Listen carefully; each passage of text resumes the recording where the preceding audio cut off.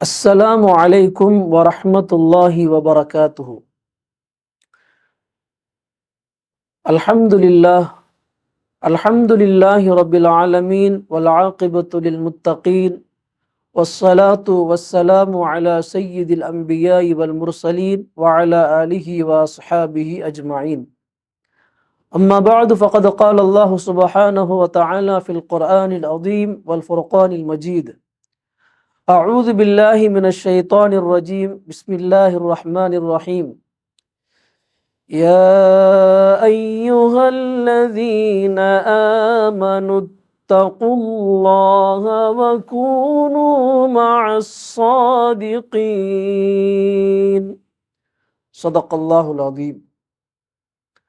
புகழும் புகழ்ச்சியும் ஏக வல்லவனாம் அல்லாஹ் ஒருவனுக்கே உரித்தாகுக. சலாத்தும் சலாமும் நமது உயிரினும் மேலான கண்மணி நாயகம் ஸல்லல்லாஹு அலைஹி வஸல்லம் அவர்கள் மீதும் அன்னாரின் உம்மத்தார்கள் அனைவர்கள் மீதும் அல்லாஹுடைய அருளும் அன்பும் என்றென்றும் நிறைவாக உண்டாவதாக. ஆமீன்.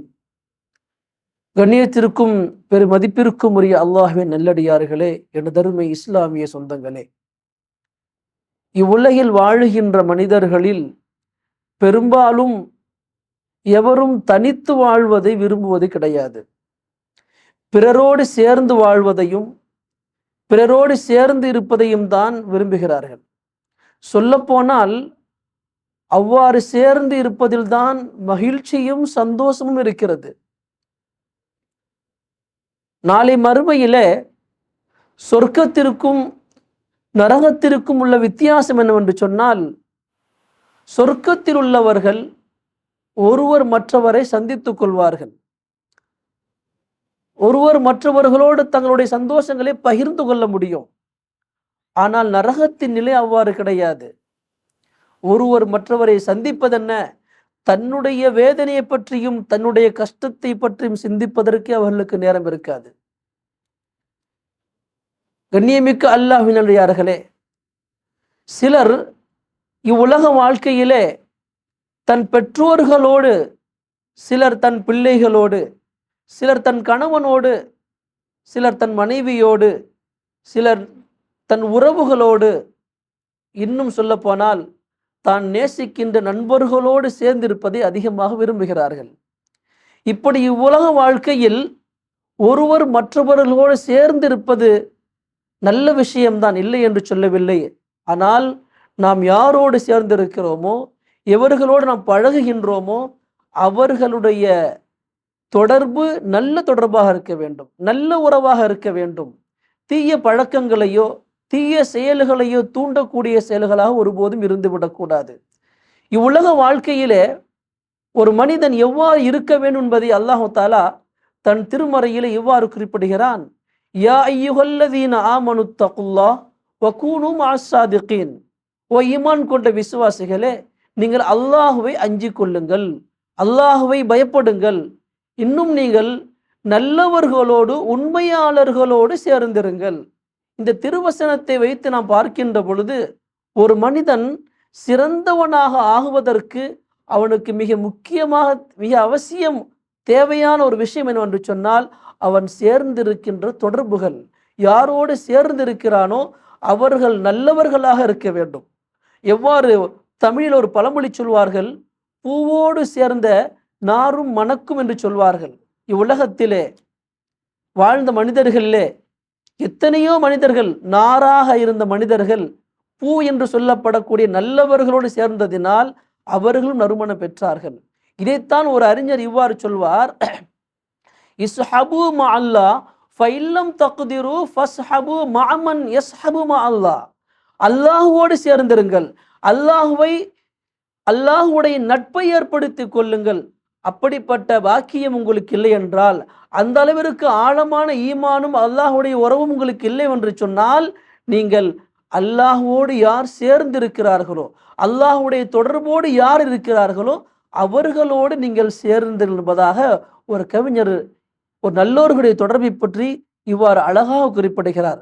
இதைத்தான் நமது நாயகம் ஸல்லல்லாஹு அலைஹி வஸல்லம் அவர்கள் இந்த சமுதாயத்திற்கு ஒரு மனிதனுடைய தொடர்புகள் எவ்வாறு இருக்க வேண்டும் என்பதை தெளிவுபடுத்தும் விதமாக ஒரு அழகான ஒரு ஹதீஸை விளக்குகிறார்கள். நல்ல நண்பனுக்கும் தீய நண்பனுக்கும் உதாரணம் கஸ்தூரி வைத்திருப்பவருக்கும் கொல்லனின் உலையும் ஆகும் என்று சொல்வார்கள். கஸ்தூரி வைத்திருப்பவரிடமிருந்து உனக்கு ஏதும் கிடைக்காமல் போகாது. ஒன்று அதை அவர் உனக்கு தரலாம், அல்லது நீ அதை விலை கொடுத்து வாங்கலாம், அல்லது குறைந்தது அதன் நறுமணத்தையாவது நீ நுகரலாம். அந்த பாக்கியம் உனக்கு கிடைக்கும். ஆனால் கொல்லனின் உலை அப்படி கிடையாது. அதன் அருகாமையில் நீ செல்கின்ற பொழுது ஒரு கால் அது உன்னுடைய ஆடையை கூட கரித்து விடலாம். குறைந்த அளவு அதனுடைய துர்வாடையை நீ நுகர்வா என்று கூறிய இந்த ஹதீஸை இமாம் புகாரி ரஹிமஹுல்லா அவர்கள் தனது கிரந்தம் சஹீஹுல் புகாரியிலே பதிவு செய்கிறார்கள். இந்த ஹதீஸிற்கு விளக்கம் தருகின்ற அல்லாமா நவி ரஹிமஹுல்லா சொல்வார்கள், நல்லோர்கள், சிறந்தவர்கள், நற்குணமுடையவர்கள், மார்க்க கல்வியுடையவர்கள், அல்லாஹுவை அனுதினமும் அஞ்சி நடப்பவர்களோடு அமர்வதினுடைய சிறப்பை இந்த ஹதீஸு காட்டுகிறது, எடுத்துரைக்கிறது. மேலும் தீயவர்கள், கெட்ட பழக்கம் உடையவர்கள், தீய நண்பர்கள், அல்லாஹ்வை ஒருபோதும் அஞ்சாதவர்களோடு சேர்ந்திருப்பவர்களை விட்டும் தவிர்ந்திருக்க வேண்டும் என்பதையும் இந்த ஹதீஸ் விளக்குகிறது. கண்ணியமிக்க அல்லாஹ்வின் நல்லடியார்களே, நல்லவர்களின் தொடர்பு நம்மையும் நல்லவர்களாக மாற்றிவிடும். உலக சரித்திரத்தில் நல்லவர்களின் தொடர்பினால், வாழ்க்கையில் நல்லவர்களின் சகவாசத்தினால் உயர்ந்தவர்கள் ஏராளம். நல்லவர்கள் தொடர்பை பெற்றவர்கள் வாழ்க்கையில் தோல்வியடைந்தார்கள் என்ற வரலாறு கிடையாது. உலக வரலாற்றிலே மிக மோசமான குணங்களை கொண்டவர்கள், அறியாமை காலத்தின் மூட பழக்க வழக்கங்களில் மூழ்கி கிடந்தவர்கள், அறியாமை காலத்தினுடைய அனைத்து விதமான அக்கிரமங்களையும் செய்து கொண்டிருந்த அந்த அரேபிய மக்கள் உத்தமர்களாக, உலகத்து மைந்தர்களாக, நபிமார்களுக்கு அடுத்து சிறந்தவர்களாக உருவெடுத்தார்கள் என்று சொன்னால் அதற்கு ஒரே ஒரு காரணம்தான். அதுதான் நமது நாயகம் ஸல்லல்லாஹு அலைஹி வஸல்லம் அவர்களுடைய உன்னதமான தொடர்பு. மதுக்கும் மாதுவுக்கும் அடிமைப்பட்டு கிடந்த ஒரு கூட்டம் பரிசுத்தமான வாழ்வில் அடியெடுத்து வைத்தார்கள் என்றால் அதற்கு காரணம் நமது நாயகம் ஸல்லல்லாஹு அலைஹி வஸல்லம் அவர்களோடு ஏற்பட்ட உன்னதமான தொடர்பு. கௌரவத்திற்காகவும் பெருமைக்காகவும் வாழ்ந்த ஒரு சமூகம் உயர்ந்த லட்சியத்திற்காகவும் அல்லாஹ்வின் பொருத்தத்திற்காகவும் வாழத் தொடங்கினார்கள் என்றால் அதற்கு ஒரே ஒரு காரணம்தான். அதுதான் நமது நாயகம் ஸல்லல்லாஹு அலைஹி வஸல்லம் அவர்களுடைய உன்னதமான தொடர்பு. ஒரு நேரத்தில் நீ ஆடு மேய்ப்பதற்கு கூட தகுதியற்றவன் என்று சொல்லப்பட்ட ஹஜ்ரத் உமர் ரலியல்லாஹு அன்ஹு அவர்கள் இஸ்லாமிய சாம்ராஜ்யத்தின் இரண்டாவது ஹலீஃபாவாக இடம்பெற்றார்கள் என்று சொன்னால் அதற்கு ஒரே ஒரு காரணம்தான் நமது நாயகம் ஸல்லல்லாஹு அலைஹி வஸல்லம் அவர்களோடு ஏற்பட்ட உன்னதமான தொடர்பு. கண்ணியத்திற்குரிய அல்லாஹ் நல்லடியார்களே, உலக மக்கள் எல்லாம் அதிசயித்து, உலக அரசர்கள் எல்லாம் அதிசயித்து அவர்கள் பக்கம் தன்னுடைய பார்வையை திருப்பினார்கள் என்று சொன்னால் அதற்கு ஒரே ஒரு காரணம் நமது நாயகம் ஸல்லல்லாஹு அலைஹி வஸல்லம் அவர்களோடு ஏற்பட்ட தொடர்பு தான். கண்ணியமிக்க அல்லாஹ்வின் நல்லடியார்களே, உலக சரித்திரத்திலே ஃபிக்ஹ் கலையிலும் ஹதீஸ் கலையிலும் மிக தேர்ச்சி பெற்றவர்கள். அவர்கள் சொல்கின்ற ஒரு உன்னதமான வார்த்தை என்ன தெரியுமா? உண்மையான செய்தி என்ன தெரியுமா? எங்களுக்கு இவ்வளவு பெரிய கல்வி ஞானமும் மார்க்க அறிவும் இருந்தாலும் எங்களை சீர்படுத்தி, எங்களை ஒழுங்குபடுத்தி, எங்களுடைய வாழ்க்கையை பரிசுத்தமாக்கியது, மேலும் எங்களுடைய வாழ்க்கையில வெளிச்சத்தை கொண்டு வந்தது நாங்கள் தொடர்பு வைத்திருந்த எங்களுடைய நல்லோர்களாகிய ஆசான்கள், ஆசிரியர்கள்.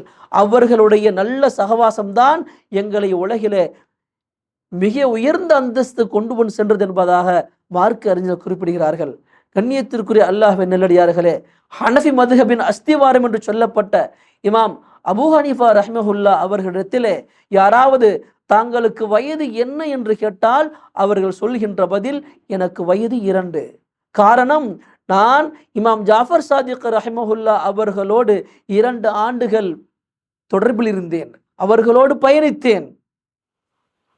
அந்த 2 வருடங்களில் ஒரு மனித வாழ்க்கையினுடைய முழு நுணுக்கங்கள் நான் அறிந்து கொண்டேன் என்பதாக இமாம் அபூ ஹனீஃபா ரஹ்மஹுல்லா அவர்கள் பதிலளிக்கிறார் என்று சொன்னால், கண்ணியத்திற்குரிய அல்லாஹ் நல்லடியார்களே, நல்லோர்களின் தொடர்பு, நல்லோர்களின் சகவாசம் ஒரு மனிதனை இவ்வுலகில் எந்த அளவிற்கு உயர்த்தும் என்பதில் சந்தேகம் கிடையாது. காலம் முழுக்க அவரோடு இருக்க வேண்டிய அவசியம் கிடையாது. வாழ்நாள் முழுக்க அவர்களோடு பயணிக்க வேண்டிய அவசியம் இல்லை, தேவையும் இல்லை. சில மணி துளிகள் இருந்தாலும் கூட அவர்களுடைய அந்தஸ்தையும் அல்லாஹ் உயர்த்துவான். அதற்கு ஒரு சான்றாக இமாம் புகாரி ரஹிமஹுல்லா அவர்கள் தனது சஹீஹுல் புகாரிலே பதிவு செய்கின்ற ஒரு ஹதீஸை நாங்களுக்கு உதாரணமாக சொல்லுவேன். அதாவது அபூ ஹுரைரா ரலியல்லாஹு அன்ஹு அறிவிக்கிறார்கள், அல்லாஹ்விடத்திலே சில வானவர்கள் இருக்கிறார்கள். அவர்களுடைய வேலை என்னவென்று சொன்னால், இந்த உலகிலே அல்லாஹ்வின் நினைவு கூர்ந்து அல்லாஹ்வை திக்ர் செய்வார்கள் அல்லவா, அந்த சபைகளை தேடி அந்த சபையிலே அவர்களோடு சேர்ந்து கொள்வது, அந்த அமலிலே இவர்களும் சேர்ந்து கொள்வார்கள். இதுதான் அவருடைய வேலை. இதற்காக வேண்டி பூமியிலே சுற்றித் திரிவார்கள் அந்த மலக்குமார்கள். எப்பொழுது இவ்வுலகிலே அந்த சபையை பார்க்கிறார்களோ அப்பொழுது அந்த மலக்குமார்கள் ஒருவர் மற்றவரை அழைப்பார், இங்கே வாருங்கள், தாங்கள் தேடிக்கொண்டது சபை இதோ இருக்கிறது என்பதாக அழைப்பார்கள். எல்லா மலக்குகளும் அந்த சபையிலே அந்த கூடியிருக்கிற மக்களை தன்னுடைய இறக்கைகளால் வானம் வரை அப்படியே சூழ்ந்து கொள்வார்கள். வானம் வரை சூழ்ந்து கொள்வார்கள். பிறகு அல்லாஹ் தஆலா அந்த மலக்குமாரிடத்தில் கேட்பான், இந்த மக்கள் என்ன செய்து கொண்டிருக்கிறார்கள்? அப்பொழுது அந்த வானவர்கள் சொல்வார்கள், யா அல்லாஹ், அவர்கள் உன்னை புகழ்ந்து கொண்டிருக்கிறார்கள், உன்னை திக்ர் செய்து கொண்டிருக்கிறார்கள், உன்னுடைய அந்தஸ்தையும் மகிமையை பற்றி பேசிக் கொண்டிருக்கிறார்கள் என்று சொல்லுகின்ற பொழுது அல்லாஹ் கேட்பான், அவர்கள் என்னை பார்த்திருக்கிறார்களா? அப்பொழுது மலக்குமார்கள், யா அல்லாஹ், இல்லை இல்லை, உன் மீது ஆணையாக உன்னை ஒருபோதும் அவர்கள் பார்த்தது கிடையாது என்று சொல்வார்கள். அப்பொழுது அல்லாஹ் கேட்பான், அவர்கள் என்னை பார்த்திருந்தால் என்ன செய்வார்கள்? அதற்கு அந்த மலக்குமார்கள் பதிலளிப்பார்கள், எங்கள் இரட்சகனே, அவர்கள் உன்னை பார்த்திருப்பார்களேயானால் இன்னும் அதிகமாக உன்னை புகழ்வார்கள், இன்னும் அதிகமாக உன்னை வணங்குவார்கள் என்று அந்த மலக்குமார்கள் பதிலளிப்பார்கள். பிறகு அல்லாஹ் அந்த மாணவரிடத்தில் கேட்பான், அவர்கள் எதை விரும்புகிறார்கள், எதை கேட்கிறார்கள்? அப்பொழுது அந்த மலக்குமார்கள் சொல்வார்கள், எங்கள் இரட்சகனே, அவர்கள் சொர்க்கத்தை விரும்புகிறார்கள், சொர்க்கத்தை உன்னிடத்திலே தேடி கேட்கிறார்கள் என்று சொல்கின்ற பொழுது அல்லாஹ் கேட்பான், அந்த சொர்க்கத்தை அவர்கள் பார்த்திருக்கிறார்களா? அப்பொழுது மலக்குமார் சொல்வார்கள், இல்லை இல்லை, உன் மீது ஆணையாக அவர்கள் சொர்க்கத்தை பார்த்தது கிடையாது. அப்பொழுது அல்லாஹ் கேட்பான், அப்படி ஒரு கால் அவர் சொர்க்கத்தை பார்த்திருந்தால் என்ன செய்வார்கள்? அதற்கு மலக்குமார்கள், எங்கள் இரட்சகனே, அந்த சொர்க்கத்தை அவர்கள் பார்த்திருந்தால் அதை அடைவதற்காக இன்னும் அதிகமாக உன்னை புகழ்வார்கள், அதற்காக முயற்சி செய்வார்கள். பிறகு அல்லாஹ் கேட்பான், அவர்கள் எதை விட்டு பாதுகாப்பு தேடுகிறார்கள், எதை கொண்டு அஞ்சுகிறார்கள் என்று கேட்கின்ற பொழுது அந்த மலக்குமார் சொல்வார்கள், எங்கள் இரட்சகனே, அவர்கள் நரகத்தை விட்டு பாதுகாப்பு தேடுகிறார்கள், நரகத்தை அஞ்சுகிறார்கள். அந்த நேரத்திலே அல்லாஹ் கேட்பான், அந்த மக்கள் நரகத்தை பார்த்திருக்கிறார்களா? அப்பொழுது மலக்குமார்கள் பதிலளிப்பார்கள், எங்கள் இரட்சகனே, இல்லை இல்லை, உன் மீது ஆணையாக ஒருபோதும் அவர் நரகத்தை பார்த்தது கிடையாது. அப்பொழுது அல்லாஹ் மீண்டும் ஒரு வினாவை தொடுப்பான், அவர்கள் நரகத்தை பார்த்திருந்தால் என்ன செய்வார்கள்? எங்கள் இரட்சகனே, நரகத்தை ஒரு கால் அவர்கள் பார்த்திருந்தால் அதிலிருந்து இன்னும் அதிகமாக இரண்டு வருவார்கள், அதிலிருந்து இன்னும் அதிகமாக பாதுகாப்பு தேடுவார்கள் என்று சொல்கின்ற பொழுது அல்லாஹ் சொல்லுவான், எனது அருமை சமுதாயமே, அந்த மலக்குமாரிடத்தில் அல்லாஹ் சொல்லுவான், வானவர்களே, நான் அவர்கள் அனைவரின் பாவங்களையும் மன்னித்து விட்டேன், அதற்கு உங்களை சாட்சியாக ஆக்குகிறேன், நீங்கள் அதற்கு சாட்சிகள் என்று அல்லாஹ் தஆலா பதிலளிப்பான். இந்த நேரத்திலே ஒரு வானவர் அல்லாஹ்விடத்திலே சொல்வார், இதுதான் நாம் கவனிக்க வேண்டிய முக்கியமான விஷயம், பார்க்க வேண்டிய முக்கியமான விஷயம். அந்த வானவர் சொல்வார், இரட்சகனே, அந்த சபையிலே ஒரு மனிதர் இருந்தார். அந்த மனிதர் உண்மையிலேயே உன்னை துதிப்பதற்காகவோ, உன்னை திக்ர் செய்வதற்காகவோ, உன்னை வணங்குவதற்காகவோ அங்கு வரவில்லை. மாறாக ஒரு மனிதரை சந்திக்க வந்திருந்தார், ஒரு தேவைக்காக ஒரு மனிதரை சந்திக்க வந்திருந்தார். அந்த மனிதர் அந்த சபையிலே அமர்ந்திருந்தார், உன்னுடைய திக்கிரிலே மூழ்கியிருந்தார். அந்த சபை முடிந்த பிறகு அவரை பார்த்து விட்டு போகலாம் என்பதற்காக வேண்டி வந்திருந்தார். ஆனால் அவர் வந்த நோக்கம் உன்னை திக்ர் செய்வது கிடையாது, மாறாக அந்த மனிதரை சந்திப்பதுதான். அப்பொழுது அல்லாஹு தாலா அழகான ஒரு பதிலை சொல்வான். அவர்கள் ஒன்றாக அமர்ந்துள்ள நண்பர்கள், அவர்களுடன் வந்து அமர்ந்த ஒருவன் அவர்களால் பாக்கியம் பெறுவானே தவிர பாக்கியமற்றவனாக ஒருபோதும் ஆக மாட்டான் என்பதாக அல்லாஹ் கூறுவான். எவ்வளவு பெரிய வார்த்தையை பாருங்கள். அல்லாஹ்வை திக்ர் செய்ய வரவில்லை, அல்லாஹ்வை நினைக்க வரவில்லை, அல்லாஹ்வை புகழ வரவில்லை, ஏதோ ஒரு மனிதரை சந்திக்க வருகிறார். அந்த மனிதர் அந்த சபையிலே அமர்ந்திருக்கிறார். அந்த சபையை முடியட்டும், நான் அவரை பார்த்து விட்டு செல் என்பதற்காக காத்திருந்த அந்த ஒரு மனிதருக்கே அல்லாஹு தாலா இவ்வளவு பெரிய பாக்கியத்தை தருகிறான் என்று சொன்னால், நல்லவர்களோடு அனுதினமும் சேர்ந்திருந்தால், நல்லவர்களோடு நல்ல தொடர்பை ஏற்படுத்தி கொண்டால் அல்லாஹ் எவ்வளவு பெரிய பாக்கியத்தை கொடுப்பான் என்பதை நாம் நன்கு விளங்கிக் கொள்ள வேண்டும். கண்ணியமிக்க அல்லாஹ்வின் நல்லடியார்களே, புனிதமான இந்த ரமலானில் நல்ல அமல்களை செய்ய வேண்டும், நல்லவர்களோடு பழக வேண்டும், நல்ல அமல்களை செய்யக்கூடிய மக்களோடு நாம் தொடர்பை ஏற்படுத்தி கொள்ள வேண்டும். இப்படிப்பட்ட தொடர்பை நாம் ஏற்படுத்தி கொண்டால் நிச்சயமாக அல்லாஹ் ஜல்ல ஷானஹு தஆலா அவருடைய பார்வையில் நாம் உயர்ந்து விடுவோம், நல்லவர்களாக ஆகுவோம் என்பதிலே எவ்வித சந்தேகம் கிடையாது. இப்படிப்பட்ட பெரும் பாக்கியத்தை எல்லாம் வல்ல அல்லாஹ் நம் அனைவருக்கும் வழங்கி அருள்வானாக. ஆமீன். வாஹிரு தஅவானா அல்ஹம்துலில்லாஹி ரப்பில் ஆலமீன். அஸ்ஸலாமு அலைக்கும் வரஹ்மத்துல்லாஹி வபரகாத்துஹு.